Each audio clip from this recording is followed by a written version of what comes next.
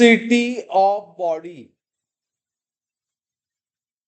velocity of body is given by the equation v equal to v by t ct square bt cube. Dimension of b विचारले and these are the option.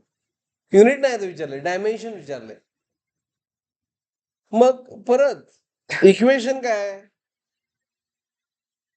v is equal to v by t plus ct square plus b t cube. मग dimension of b find करायचं आहे म्हणजे बाई आपल्याला homogeneous न equation find करायचं. हे आपलं इक्वेशन होमोजिनियस अज्युम करायचं म्हणजे जे डायमेन्शन व्हीच असणार तेच डायमेन्शन बीटीचं असणार. बी फाइंड करायचं फक्त. तेच डायमेन्शन सी टी स्क्वेअर असणार. तेच डायमेन्शन डी टी क्यूबचं असणार. मग आपल्याला फाइंड करायचं dimension of B by T बीच. म्हणून मी काय केलं, B by T is equal to what V म्हटलं.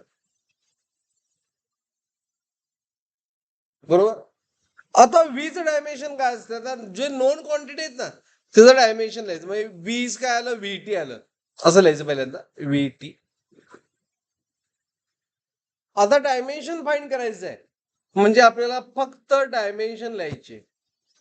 व्ही काय, व्हीच डायमेन्शन काय असते, m0 हा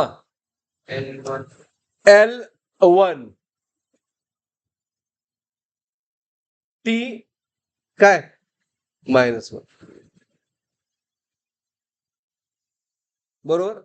आणि टी डायमेन्शन फक्त टी रेस टू 1. आता टी रेस टू 1 आणि टी रेस टू -1 कॅन्सल. म्हणजे ऑप्शन काय आलं, m0 हा L1 T ऑप्शन ए. लक्षात, इज इट क्लिअर.